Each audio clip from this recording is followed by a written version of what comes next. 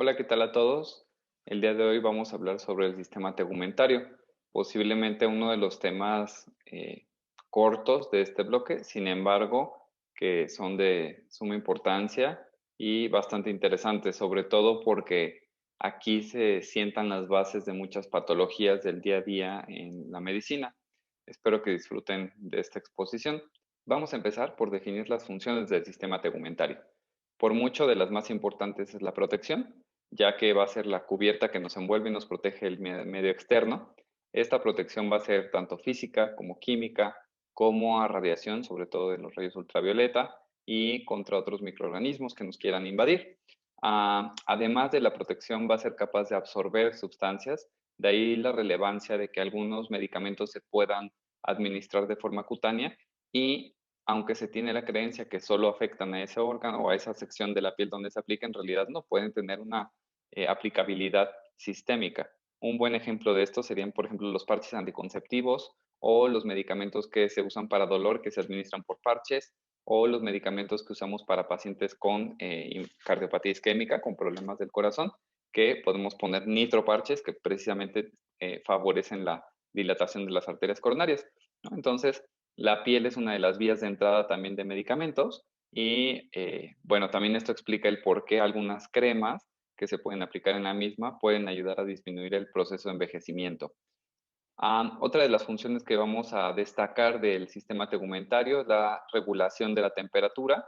Gracias a la gran vascularización que tiene, puede liberar una gran cantidad de calor o en un momento dado sacrificar precisamente toda la sangre que iría hacia la piel y redirigirla hacia órganos internos para mantener la temperatura.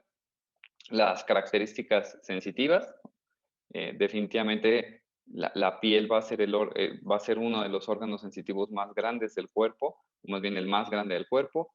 Va a participar también en el equilibrio hidroelectrolítico, ya que al poder excretar algunas sales a través del sudor y de la liberación del agua, pues va a regular esta parte y va a participar en la síntesis y activación de la vitamina D.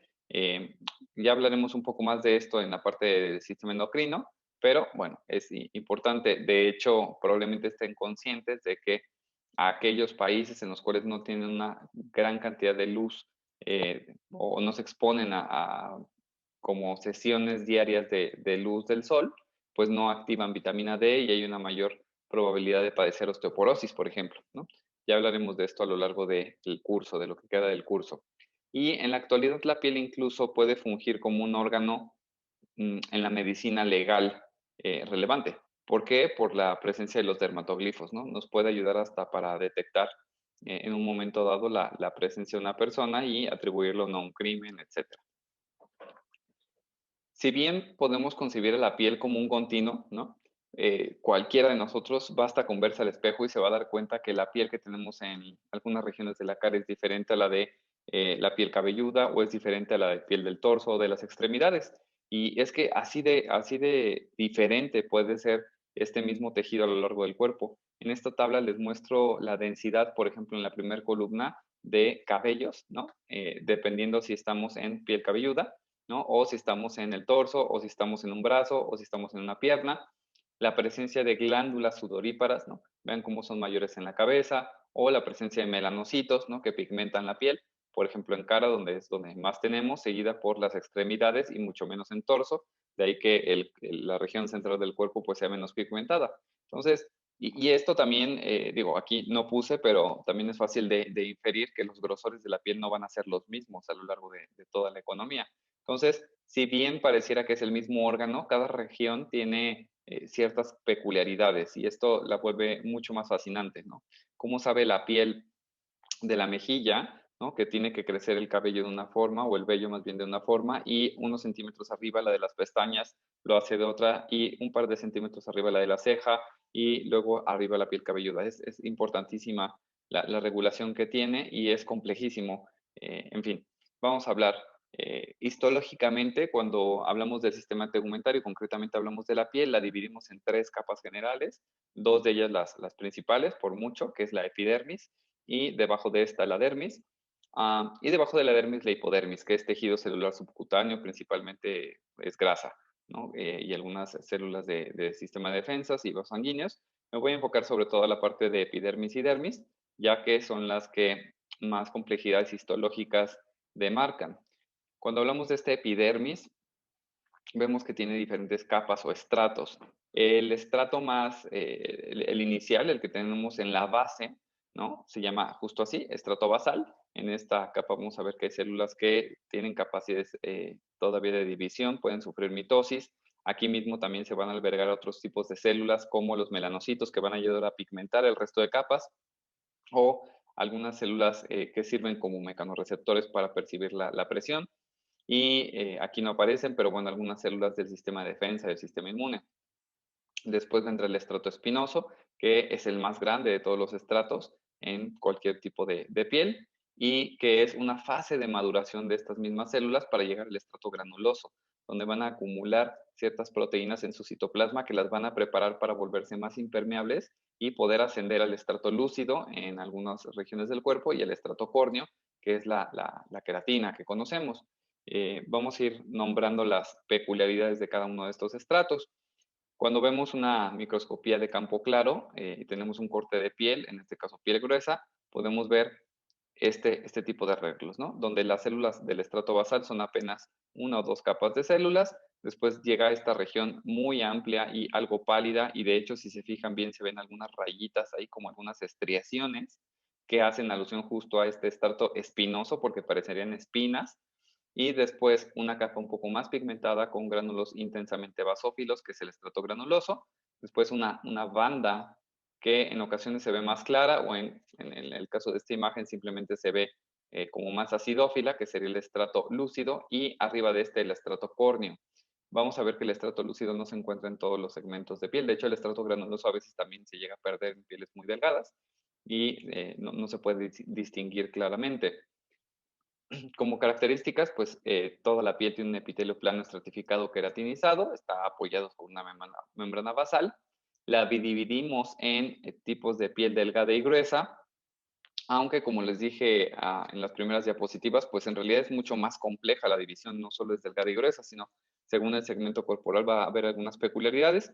De forma general, histológicamente, estas son las divisiones que se proponen. Y los estratos, aquí se los pongo con las barritas de color, ¿no? El estrato basal, que apenas son las primeras dos capas de células. El estrato espinoso, que por mucho es el más amplio, se ve más claro y con las estriaciones. Granuloso y en ocasiones se puede ver el estrato lúcido y el estrato córneo hasta arriba.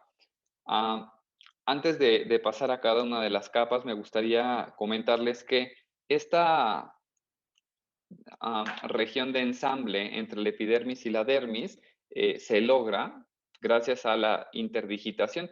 Digamos que la epidermis emite como ciertas proyecciones, como a modo de deditos, con las que se articula con la epidermis y con la que se articula con la dermis, y entonces esto afianza a la piel, ¿no? Hace que pues no se pueda recorrer ni despegar fácilmente. Estas proyecciones digitiformes se les conocen como crestas epidérmicas, algunas que son mucho más profundas se le conocen como clavos epidérmicos, y las contrapartes que veríamos en la dermis son las papilas o crestas dérmicas. A todo este sistema de proyecciones y de hundimientos que logran la articulación de la epidermis con la dermis se les conoce como el aparato reticular y pues es el responsable de que la piel se mantenga fija en el mismo lugar. Esto es importante porque como esta piel va a estar inervada y vascularizada, pues no puede estar teniendo desplazamientos porque se romperían secciones de nervios o de vasos sanguíneos y bueno, sería un problemón. Hay algunas patologías que pueden atacar estas uniones, ¿no? O estos sitios de unión y precisamente formar desprendimiento de estas capas. Ya hablaremos de esto en clase. Vean en esta imagen, este es un tricrómico de gallego y lo que están viendo pues es un epitelio plano estratificado queratinizado. Nace este epitelio en esta región que estoy señalando, apenas donde están estas células rojas intensamente pigmentadas, y de ahí hacia arriba se van dividiendo los estratos. La primera capa de células que se ven muy redondeadas, muy teñidas, sería el estrato basal. Después tenemos todo el estrato espinoso, que es toda la siguiente capa de células que se empiezan a poner un poco más pálidas hasta llegar a estas dos, tres capas de células donde se ven núcleos un poco más oscuros. Si hiciéramos un acercamiento, veríamos que hay algunos granulitos en su interior, que sería el estrato granuloso. Y después tenemos esta capa un poco más brillante, que es el estrato lúcido. Y por último, el estrato córneo aquí arriba. Y ven aquí, es muy notorio cómo estas crestas epidérmicas, ¿no? Se forman, cómo se están formando todos estos repliegues de la epidermis y de la dermis para estarse articulando, ¿no? Y que no se estén movilizando. Cuando hablamos de estas divisiones de piel delgada y piel gruesa, en la imagen del lado izquierdo, ¿no? Donde pongo la imagen de este niño, la piel de la cara y concretamente de los párpados, por ejemplo, es una de las pieles más delgadas que existen y cuando los vemos al microscopio fotónico, vemos esto, donde apenas tenemos 3, 4 capas de células y un poco de estrato córneo, ¿no? Entonces aquí difícilmente vamos a poder discernir todas las capas que hemos mencionado, ¿no? Aquí encontraremos pues el estrato basal, el estrato espinoso y después el estrato córneo. El estrato granuloso y el lúcido a veces no son visibles, ¿no?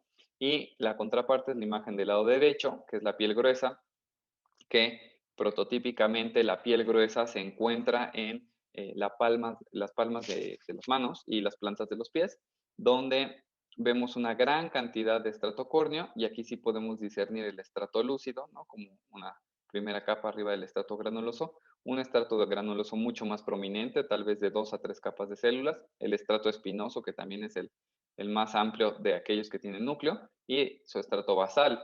Algo que también es importante de notar es que en las pieles delgadas encontramos más anexos cutáneos, es decir, estructuras asociadas como pelos, como glándulas, y en las, sobre todo glándulas sebáceas y sudoríparas. Y en la piel gruesa no encontramos todos estos anexos, no vamos a encontrar pelo y no vamos a encontrar glándulas sebáceas, por lo general solo sudoríparas. Aquí lo que busco que recuerden con estas imágenes es en la piel delgada no tenemos estrato lúcido y a veces no tenemos estrato granuloso y en la piel gruesa no tenemos anexos cutáneos, concretamente pelo, y sí podemos tener una mayor densidad de glándulas sudoríparas. Yendo más adelante, hablando de la epidermis, vamos a encontrar al menos 4 poblaciones celulares como principales. La más importante de ellas son los queratinocitos. Estos representan el principal componente de la piel y una de las características de estos queratinocitos es la capacidad de citomorfosis. ¿A qué se refiere esto? A que esta misma célula nace en el estrato basal, se divide y empieza a madurar hasta llegar al estrato córneo y en este proceso de maduración va cambiando su forma y los componentes intra y extracelulares que la rodean. Estos cambios que tienen en su forma y en su función se les denominan citomorfosis. ¿Qué cambios son los más relevantes? Bueno, uno es la acumulación de queratina. Vamos a ver que esta proteína pues es la que compone a la capa más superficial, al estrato córneo. Típicamente son células de división rápida. El ciclo de vida de que nace una célula en el estrato basal a que llega al estrato córneo puede ser de 25 a 30 días, aunque dependerá del segmento corporal, ¿no? Hay algunas regiones de piel que se regeneran más rápido que otras, pero bueno, de modo global se dice que alrededor de 25 a 30 días y las células, los queratinocitos no tienen únicamente una función de protección física, es decir, no solo sirven para estar amontonados uno arriba de otros y que nos protejan de cosas del exterior, sino también pueden participar en secreciones parácrinas, inmunomoduladoras con la liberación de factores de necrosis tumoral, algunas interleucinas, factores estimulantes de colonias, interferones con propiedades antivirales, etcétera. Empezando por el estrato basal o germinativo, ¿no? Esta es la primera capa de células. Aquí en la imagen podrán notar que aquí tenemos un cachirul, ¿no? Tenemos una célula que no se parece a las demás. Este es un melanocito que anda ahí de chismoso, hablaremos de él un poquito más adelante, pero ven todas las células de aquí al lado, esta primera capa son células del estrato basal. Estas células del estrato basal pueden tener esta configuración como un poco más cilíndricas o cúbicas, más gorditas, en realidad pues son poliédricas, están sustentadas sobre una membrana basal bastante firme y algo que las caracteriza es la presencia de uniones celulares. Entre ellas van a usar uniones adherentes, concretamente máculas adherentes, es decir, desmosomas, y para con su membrana basal, hemidesmosomas. Y estas uniones son imprescindibles para permitir que la piel se quede adherida adecuadamente. De hecho, adelantando un poco noticias, hay enfermedades que pueden atacar estos desmosomas o hemidesmosomas y producir enfermedades ampollosas, ¿no? Se empiezan a formar ampollas en la piel por la separación de estos dos estratos. Y algo que las caracteriza molecularmente es la presencia de tonofilamentos. Si ustedes recuerdan, los tonofilamentos son filamentos intermedios y la presencia de queratinas. Hay distintos tipos de queratinas. Las clásicas de la capa basal son la 5 y la 14. No es necesario que recuerdes estos números, simplemente recordar que existen tonofilamentos y queratinas. Y como pueden ver en la imagen, vemos algunos granulitos que son de melanina, pero esa historia se las cuento en unos minutos. Ah, estas células del estrato basal pueden sufrir mitosis y esta mitosis pues, puede ir en distintas direcciones, ¿no? Horizontales, perpendiculares, oblicuas. Y es el único estrato en el cual se puede permitir la división celular, ya que pasando al estrato espinoso esto ya no es posible. Algo que las estimula a dividirse sobre todo es, o más bien dentro de su ciclo circadiano, cuando se dividen es en la noche, de ahí que el descanso sea primordial para tener una piel joven, ¿no? Y que nos recomienden, pues sí, dormir las horas que debemos. Difícil en esta carrera. Y bueno, estas células del estrato basal siempre van a estar pegaditas unas con otras, van a permanecer muy, muy compactas, como lo pueden ver en las imágenes histológicas. Siguiendo con el estrato espinoso, esta es por mucho la capa más gordita, más grande de todos los estratos de la piel. Sus células pueden ser poliédricas o tienen formas pues, variadas, se van acomodando unas con otras. El estrato basal junto con el estrato espinoso se le conoce también como el estrato de Malpighi, sobre todo porque él las describió, ¿no? Él describió estas dos capas celulares y algo que es importante es que para que este estrato espinoso pueda crecer, ¿no? Estas células del estrato basal se dividan y puedan originar un buen estrato espinoso, pues hay algunos factores que pueden estimular este crecimiento, como el factor de crecimiento endotelial y la interleucina 1, pero también tenemos factores que van en contra del crecimiento, ¿no? Que hacen que estas células no se puedan dividir, como el factor de crecimiento tumoral. Otras de las cosas a comentar en la biología molecular, también la presencia de tonofilamentos, y vean cómo aquí las queratinas cambian, ¿no? Ya no tenemos las mismas del estrato basal, se modifican, y algo que también llama la atención es la presencia de filagrina. Esta es una proteína junto con la tricoyalina que van a secuestrar filamentos de queratina, ¿no? Y van a empezar a formar gránulos de algo llamado queratoyalina. En realidad, en este estrato todavía es algo que se llama profilagrina, pero bueno, el punto es que lo que se trata de conseguir es empaquetar grandes cantidades de estas proteínas en el citoplasma de las células que después van a dar origen al estrato granuloso, ¿no? Porque esta queratoyalina se va a empezar a condensar y va a formar el estrato granuloso. Otro de los elementos que vamos a encontrar en el estrato espinoso, cuando vemos sobre todo la microscopía electrónica, es la presencia de los cuerpos lamelares o cuerpos de Otland. Estos cuerpos lamelares probablemente los recuerdes porque cuando hablamos de aparato respiratorio, los neumocitos tipo 2 tienen también estos cuerpos lamelares o laminares que tenían el factor intrínseco. Bueno, en el caso de las células de la piel, de los queratinocitos, estos cuerpos lamelares van a ser también láminas de contenido lipídico, muchos fosfolípidos, que van a estar en este momento todavía en el interior de la célula, pero que la idea es que después cubran el exterior de la célula para volverla impermeable. Y bueno, cuando vemos en la microscopía electrónica de transmisión, aquí estamos viendo un queratinocito y vean cómo tienen múltiples, espero que reconozcan estas estructuras, ¿no? Son uniones celulares, son desmosomas. ¿Y qué es lo que pasa? Porque este estrato espinoso tiene esta característica, durante la técnica histológica, en las fases de hidratación y deshidratación, resulta ser que estas células, pues por lo general están gorditas y los puntos de unión no son visibles.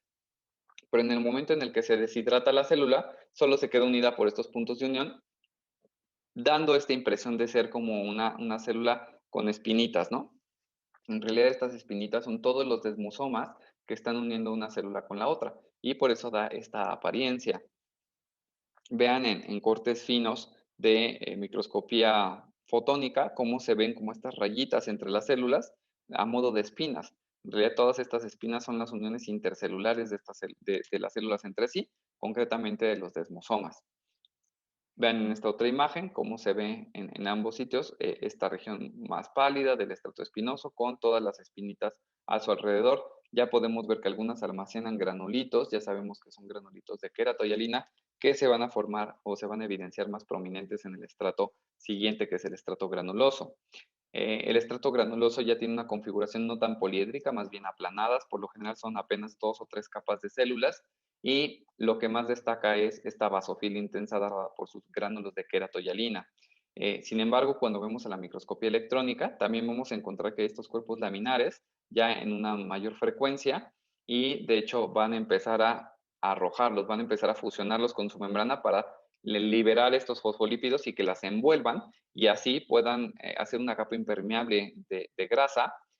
Otra forma en la que aseguran esta impermeabilidad es la presencia de uniones ocluyentes. Vamos a encontrar muchas uniones ocluyentes entre estas células.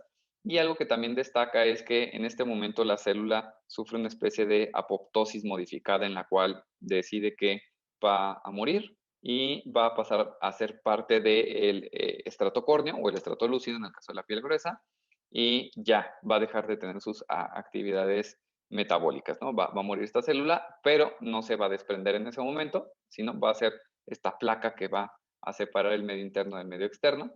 Vean aquí en la microscopía electrónica, bueno, nada más para recordar cómo se ven las uniones ocluyentes. Y aquí igual, tonofilamentos y tipos de queratinas particulares diferentes a las que habíamos en los otros estratos. En el caso del estrato lúcido, en la piel gruesa es donde se puede evidenciar claramente, como esta banda más clara. Aquí vamos a sufrir, como les comenté, esta apoptosis modificada, donde ya no vamos a ver núcleos celulares, ya solo van a estar los, digamos, sacos de células llenos de queratoyalina y estos cuerpos lamelares que ya fueron exocitados. Antes de que se forme la queratina madura que vamos a ver del estrato córneo, aquí vamos a tener una proteína gelatinosa que es esta eleidina, que va a ser como una especie de prequeratina, ¿no? Como una sustancia gelatinosa capaz de secuestrar filamentos intermedios y es el paso previo a la formación de queratina del estrato córneo. Como ya les comenté, la piel gruesa es la que la tiene y esta piel gruesa solo se ve en palmas y plantas. Y bueno, aquí les pongo que no son células nucleadas, ya no se les ve el núcleo. Y por último, el estrato córneo, que dependiendo del grosor de la piel, pues podemos verlo más grande o más pequeño. Eh, Son células muertas prácticamente, también se les conocen como escamas o células córneas, donde 80% de su peso va a estar dado por la proteína queratina que fueron acumulando desde el estrato espinoso, después en el granuloso y por último en el estrato córneo, pues ya se vuelven prácticamente pura queratina. En esta imagen se representa este ciclo, cómo están las células del estrato basal, que todavía pueden dividirse. Vean la presencia de hemidesmosomas y de desmosomas, uniendo unas con otras. Después tenemos las células del estrato espinoso y granuloso, que en su interior van a tener algunos cuerpos laminares y gránulos de queratoyalina, sobre todo en el estrato granuloso. Y después vean cómo estos cuerpos laminares, que son los naranjitas, se exocitan en los estratos superiores, donde van a empezar a depositarse. Todo esto que ven en naranjita aquí afuera es el depósito de estos ácidos grasos, de estos lípidos que van a impermeabilizar a las células. Y inicialmente vamos a tener queratinas, digamos, en maduras, ¿no? Que, con la leidina, ¿no? En el estrato lúcido, y ya cuando se forma la queratina madura en el estrato córneo, ¿no? Que va a ser el más superficial. Y bueno, aquí como pueden ver en el estrato espinoso hay la presencia de estos gránulos que son de melanina y justo vamos a hablar de ellos en un momento. Dentro de estos otros tipos de celulares, dijimos que los queratinocitos son los más importantes, sin embargo, no son los únicos. Entonces, los siguientes son los melanocitos. Estos melanocitos van a estar como tal en el estrato basal, se ven como células más claras y ellos no están pigmentados, pero son capaces de pigmentar otras células. Embriológicamente proceden de la cresta neural y algo que es muy interesante, estos melanocitos mediante la transformación de algunos aminoácidos, concretamente la tirosina, dan origen a la melanina y esta melanina la inyectan en las células del estrato espinoso para que esta melanina viaje en el espacio intracelular, concretamente en el citoplasma, y adquiere una posición paranuclear. Hace como una especie de paraguas arriba del núcleo de las células. Vean cómo en la imagen que estamos viendo abajo, esto es patológico, no es habitual que haya tantos gránulos, pero bueno, la intención es justo demostrarlos. Pero lo que veríamos es células con grandes acúmulos de melanina, sobre todo en la parte superior del núcleo, ¿no? Como lo estoy señalando aquí en las imágenes. Y esto es porque justo esta melanina lo que busca es proteger al núcleo, al DNA, de los rayos ultravioleta, ¿no? Entonces, de nada serviría tenerla abajo del núcleo, ¿no? Porque el rayo UV pues, ya le pegaría directamente al DNA. Lo que hace la célula inteligentemente es poner toda esta melanina a modo de sombrerito arriba de su núcleo para que no puedan llegar los rayos ultravioleta y entonces fastidiar su DNA. Este mecanismo por el cual el melanocito inyecta la melanina en los queratinocitos se le conoce como citócromo, ¿no? Aquí lo que les pongo es toda la ruta por la cual se sintetiza la melanina a partir de tirosina y buscando denotar que hay al menos dos tipos de melanina, la eumelanina y la feomelanina, y estas variantes son las que van a dar origen a todos los fototipos. Fíjense aquí cómo existen, gracias a la composición de feomelanina y eumelanina, siendo la feomelanina la típica de la gente caucásica, blanca o pelirroja, y la eumelanina la típica de la gente morena o negra, ¿no? Va a dar origen a una gama de tonalidades de la piel y bueno, también del cabello y también va a repercutir en el color de los ojos, ¿no? Lo que les pongo aquí abajo, estos 6 circulitos, son algo que se llaman los fototipos de Fitzpatrick, que son los tipos de piel que existen según la presencia o las combinaciones de estas dos melaninas. Evidentemente, de hecho, como pueden ver en la imagen, la representación en el mapa, pueden ver que aquellas melaninas más oscuras se encuentran más hacia el ecuador del planeta, que es donde se van a proteger más de los rayos ultravioleta, ¿no? Porque es donde hay una mayor ataque por los mismos. Y fíjense, en la imagen del lado izquierdo ponemos la representación esquemática de un melanocito y cómo este melanocito produce su melanina y estos gránulos de melanina llamados melanosomas son enviados a otras células y literal los meten a otras células, los logran ingresar a los queratinocitos y ya dentro del queratinocito estos melanosomas van a poder obtener esta melanina y empezarla a acomodar en la parte superior de su núcleo justo para usarla como un protector de los rayos ultravioleta. En la imagen del lado derecho lo que estamos viendo es microscopía electrónica de transmisión y esto que se ve aquí enorme es este gránulo de queratoyalina, de modo que estamos en un queratinocito. Esto sería el núcleo del queratinocito, ¿no? Esta región que estoy señalando. Y vean cómo por encima de su núcleo vemos esta serie de melanosomas buscando cubrir el DNA para que no lo lastimen los rayos ultravioleta.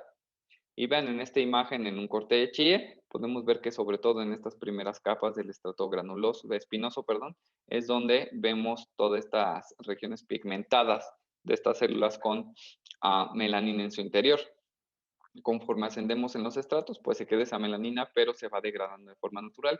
Y pues evidentemente en los estratos más superficiales ya no es tan necesaria tener la melanina porque la célula pues va a entrar en apoptosis y ya no va a poder afectar su DNA, puesto que ya no va a haber el mismo, ¿no? Entonces, donde más gránulos de melanina vamos a encontrar va a ser en el estrato espinoso y un poco en el estrato granuloso. El tercer tipo de células en importancia también son las células de Langerhans. Estas células, híjole, tienen, tienen una historia bien diferente. Son células que provienen de médula ósea, principalmente van a estar en el estrato espinoso y algo que las caracteriza es que son muy similares a los macrófagos. De hecho, pertenecen al tipo de células presentadoras de antígenos, son capaces de fagocitar y de exponer proteínas de las fagocitadas para iniciar una respuesta inmunológica, ¿no? Y comunicarse con otras células y activar el sistema inmune. Vamos a ver que una de las características histológicas que tienen, sobre todo en la microscopía electrónica de transmisión, es la presencia de algo que se llaman gránulos de Birbeck, que son unos lisosomas modificados que tienen estas células, que se ven como unas raquetas de tenis. Se las enseño en un momento. Vean ahorita la imagen de la derecha. Muy probablemente cuando vean esta imagen estén pensando en la microglia, ¿no? Se parece mucho a las células de la microglia del sistema nervioso con estas prolongaciones muy anguladas. Sin embargo, pues no, aquí lo que estamos viendo son células escamosas de fondo, vistas desde arriba, y todas estas células de Langerhans que están teñidas con técnicas argénticas. ¿Qué es lo que pasa? Estas células de Langerhans, como buenas células dendríticas, saben reconocer distintos tipos de estímulos, pueden ser mediados por bacterias o por lesiones en piel. De una u otra forma, ellas con sus prolongaciones están constantemente sensando qué antígenos hay en el ambiente y en el momento en el que reconocen uno ajeno o externo, pues se activan y pueden migrar, son altamente móviles, pueden migrar hacia ganglios linfáticos y ahí dar la activación de la respuesta inmune.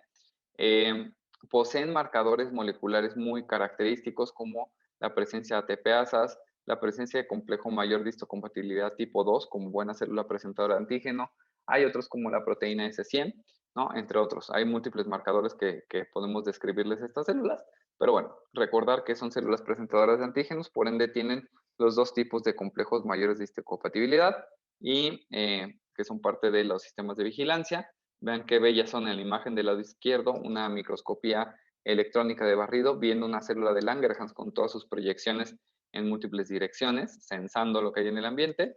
Y en la imagen del lado derecho estamos viendo en la microscopía electrónica de transmisión cómo se ven sus gránulos de Birbeck, que son estas como paletitas, que en realidad son estructuras. Digamos que el palito es una estructura y la esferita es otra, pero la esferita es lo que endositó esta célula y se fusiona con estos palitos que creemos que son un tipo de lisosoma. Y entonces en el momento en que se fusionan forman esta estructura en forma de raqueta que se le conoce como gránulo de Birbeck y que tiene como función pues degradar lo endositado para después poder presentar en el complejo mayor de histocompatibilidad.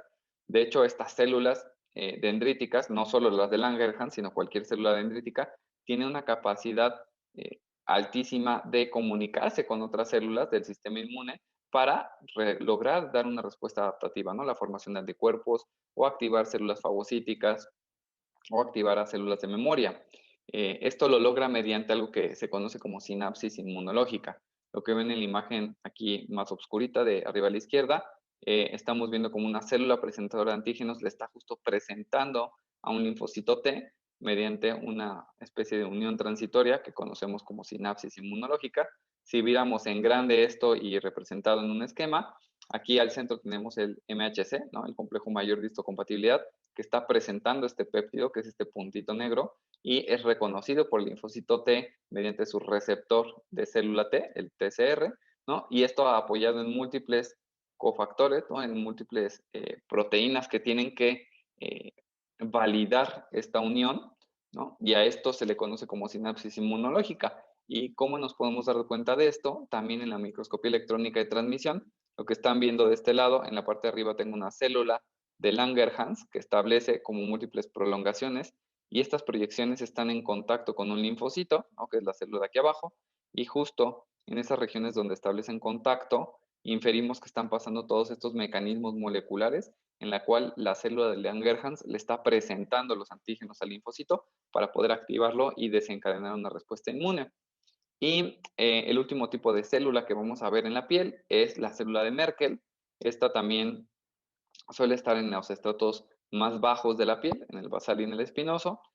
Son células que provienen de cresta neural, al igual que los melanocitos, pero que a diferencia de estos, su función es totalmente sensitiva. Las células de Merkel tienen la capacidad de responder a la presión. Cuando se deforman sus prolongaciones, estas pequeñas proyecciones que tienen, se pueden abrir canales de sodio o canales de calcio y estos van a hacer que vesículas en su interior cargadas con neuropéptidos liberen estos neuropéptidos que van a activar a terminaciones nerviosas. Estas células están abundantemente inervadas y entonces van a mandar la señal de que algo están recibiendo. Esta información se interpreta por el cerebro como presión, ¿no? Entonces son mecanorreceptores que responden a presión. Cuando vemos la microscopía óptica en un corte de H&E, todas estas células claras, ¿no? Que se ven como un núcleo en barrita y el citoplasma muy claro, todos estos niditos de células claras, son células de Merkel. No es raro que justo las encontremos así a modo de niditos, ¿no? De grupos celulares. Obviamente en las zonas en las que más discriminación sensitiva tenemos, por ejemplo en los pulpejos, tenemos un poco más de estas células y en regiones donde hay menos discriminación sensitiva, por ejemplo en la piel de la espalda, pues será raro que las encontremos. No son las únicas estructuras responsables de la sensibilidad, ya hablaré de eso en un minuto, pero son importantes porque son las únicas que están intraepiteliales, no están directamente en la epidermis. Otros tipos celulares que vamos a ver o que podemos encontrar son linfocitos, sobre todo linfocitos CD8, ¿no? Los citotóxicos, y estos ya vean como en esta inmunistoquímica vemos como todo lo que se pinta con cafecito son marcadores de estos linfocitos y los podemos encontrar en la dermis, precisamente asociados a vasos sanguíneos, y a veces algunos se pueden incluso escapar hasta la epidermis para ir a ver qué está pasando, sobre todo si están o fueron estimulados por alguna célula de Langerhans. No encontramos casi linfocitos CD4 y linfocitos B tampoco, pero sí podemos encontrar algunas células plasmáticas, nada más que pues no forman folículos, simplemente están ahí disueltas en la dermis. Ahora vamos a pasar a hablar de justo de la dermis, de esta capa más profunda de la piel, y la vamos a dividir en dos segmentos, que es la dermis papilar, que justo es la que forma estos pliegues o papilas, y la dermis reticular, que es la capa más profunda.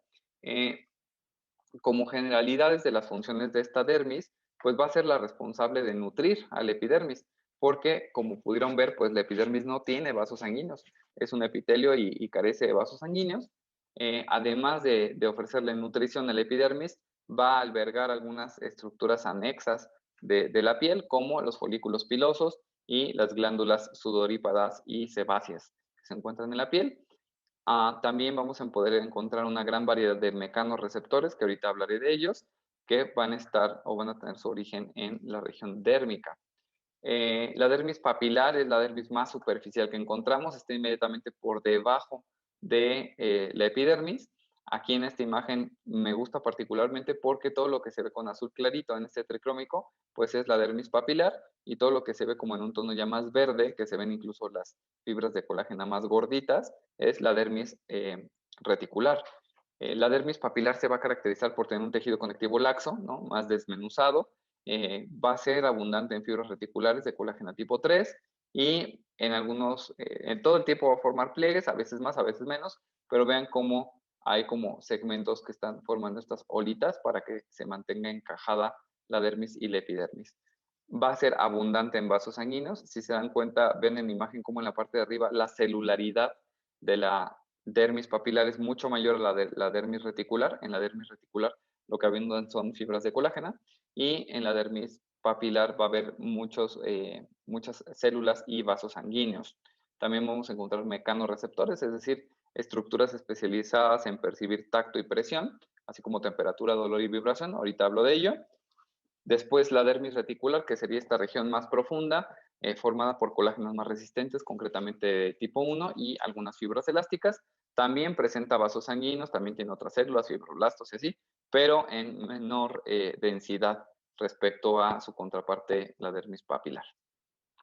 En relación a los receptores cutáneos que podemos encontrar, hay distintos subtipos, ¿no? Aquí podemos tener las terminaciones desnudas, que perciben sobre todo la temperatura, el dolor y la vibración. Podemos tener discos de Merkel, bulbos terminales de Krause, algunos plexos nerviosos asociados al pelo, las terminaciones de Ruffini, los corpúsculos de Pacini y los corpúsculos de Meissner. Si se dan cuenta, todos estos tienen que ver con la percepción de presión o de tacto, ya sea a niveles más profundos o más superficiales. Aquí los ejemplos más clásicos son, vean estos corpúsculos de Meissner, que se ven como estas, pues a mí me parecen, pues así como una mitocondria gigante, ¿no? O sea, como que se ve como una serie de células que están como formando un capullo, tal vez, ¿no? Y que están muy pegaditas a la unión entre la epidermis y la dermis, y que van a ayudarnos a percibir un poco de presión. Se pueden ver a veces algunas terminaciones de Ruffini, que son estas más dilatadas. No las tienen que reconocer al microscopio, no son fáciles de ver. Aquí inferimos que aquí al centro tenemos un axón, seguramente que está emitiendo proyecciones. La técnica HY pues no es la mejor para ver este tipo de estructuras, pero bueno, saber que existen. Y las que son fáciles de reconocer y que a veces pudieran ser más preguntables son los corpúsculos de Pacini, ¿no? Vean cómo son una especie de células formando múltiples capas, como de cebolla. Debo decirles que en vivo todas estas capas, entre ellas hay agua, ¿no? Entonces son especies de esferitas llenas de agua, agua, agua, agua, agua. Y al centro, esto que ven aquí es un axón, es una terminación nerviosa. Entonces, ¿qué es lo que hace? Este axón está básicamente metido en una esfera de múltiples capas con agua, y cuando lo presionan estimulan al axón y entonces manda una señal de que está recibiendo datos en relación a presión. Vean, otras estructuras que podemos encontrar son múltiples plexos capilares, tanto a nivel de la dermis papilar como de la dermis reticular.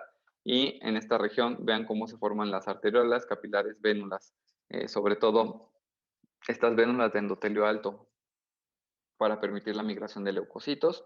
Y todos estos plexos capilares van a poder nutrir a las glándulas o anexos cutáneos que tenemos en la dermis y epidermis. En la región de glándulas vamos a reconocer tres tipos de glándulas, que son las glándulas sebáceas, las glándulas sudoríparas écrinas y las glándulas odoríferas apócrinas o sudoríparas apócrinas. Dentro de estas glándulas sudoríparas écrinas, vamos a ver que estas histológicamente son de tipo tubulares enrolladas, no ramificadas. Es decir, es un tubito largo, largo, largo y que en la región basal como que se hace bolita, ¿no? Vamos a darnos cuenta que estos adenómeros los conforman células muy claras en la parte más periférica, un citoplasma más claro, y en la parte más hacia la luz vamos a encontrar células con un citoplasma más oscuro, que son células oscuras, y alrededor de estas células podemos ver algunos núcleos que son justo de las células mioepiteliales. Las células claras, que son las más basales, van a ser las responsables de excretar agua y electrolitos. Las células oscuras, que son las más apicales, van a poder secretar algunas glucoproteínas e incluso algunas proteínas que nos ayudan a defendernos de microorganismos. Y las células mioepiteliales tienen una función contráctil. En la parte de los conductos podemos encontrar conductos cúbicos biestratificados, es decir, dos capas de células cúbicas. Y algo que es importante de estos conductos es que poseen receptores de aldosterona. De modo que si las glándulas están secretando una gran cantidad de sodio, ellas son capaces de reabsorberlo en un momento dado.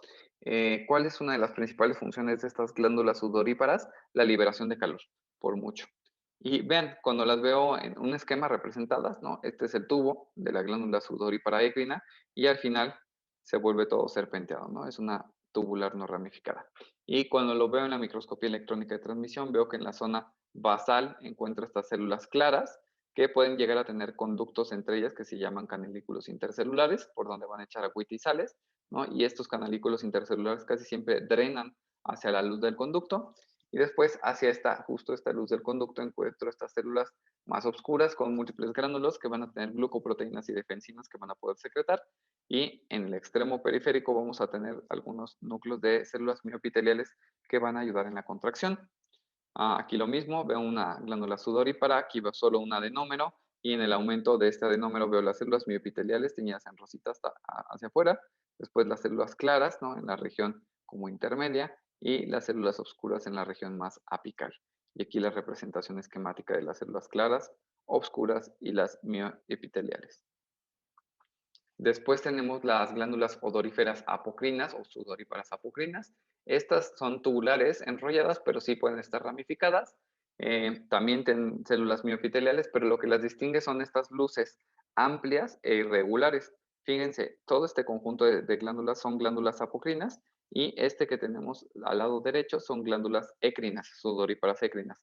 Vean cómo la luz de este es muy redondeada, muy chiquita, son glándulas muy chiquitas las sudoríparas écrinas y las apocrinas son enormes, ¿no? Y ya aprovechando dicho sea de paso, aquí tenemos glándulas sebáceas, ¿no? Que también es el tercer tipo de glándulas que encontramos.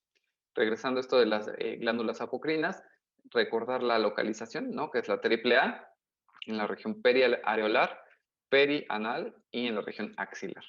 La función, pues van a secretar sobre todo péptidos, gracias a que excretan un poco de citoplasma junto con su secreción. Y pues pareciera que esto tiene que ver con cómo, a qué huele cada persona y cómo percibimos el aroma de otra persona y nos agrada o no nos agrada. Es decir, nos atrae o no nos atrae concretamente. Y algunos ejemplos de glándulas apocrinas que ya conoces son las glándulas de Moll, a ver si te acuerdas dónde están, ¿no? Y las glándulas ceruminosas, ¿no? Del oído externo. Vean, en un aumento podemos ver, vean estas celulitas aquí en la periferia, ¿no? Estas bolitas rojas muy, muy periféricas son parte de las células mioepiteliales y después más al centro ya tengo las células propiamente que forman el adenómero de la glándula apócrina y vean cómo hay estas proyecciones de citoplasma hacia el centro y es justo por esta secreción apocrina en la cual va un poco de citoplasma implícito. Vean, lo que busca denotar esta imagen es estas glándulas apocrinas, pero vean cómo en la periferia todas estas rayitas rojas que ven son las células mioepiteliales que están rodeando estos adenómeros y que se cree pues tienen esta función justo como que de exprimir el adenómero para que toda la secreción contenida pues se pueda excretar. Y después las glándulas sebáceas, que ya hemos visto en algunas preparaciones, ¿no? Que son conglomerados de células donde la secreción va a ser la célula misma, ¿no? Va a morir y va a formar parte ella misma su secreción. Vean, aquí al lado izquierdo tengo una glándula odorífera apócrina y aquí al lado derecho una sebácea. Van a estar casi en todo el cuerpo. Hay algunas regiones del cuerpo como palmas y plantas donde no tenemos glándulas sebáceas y la mayoría de glándulas sebáceas van a estar asociadas a folículos pilosos, es decir, a cabello o vellos. Sin embargo, hay algunas regiones, sobre todo en la cara, estos puntos negros, ¿no? Famosos, son glándulas sebáceas, pues que no están asociadas a pelo, ¿no? Que sí drenan directamente a la piel y que de hecho nos dan esta cubierta oleosa que luego no es muy bien vista, ¿no? Su forma es alveolar y es decir, están muy dilatados sus adenómeros y no hay un conducto bien definido, casi siempre desembocan estos folículos pilosos y carecen de células mioepiteliales. Y bueno, hasta aquí vamos a dejar esta parte de piel. Nos resta hablar de otros dos anexos, que es el cabello y la uña. Esto lo voy a dejar para una segunda parte. De hecho, te voy a pedir que hagas un ejercicio al respecto, pero ya te lo hago saber en la semana. En la práctica vamos a hacer una tareita a este respecto. Espero que haya quedado claro los conceptos que busco que tengas como base para entender el sistema tegumentario. Te voy a pedir que evidentemente vayas a leer y que si tienes alguna duda, pues me la hagas saber. Te agradezco mucho haberte quedado hasta aquí y nos vemos en clase.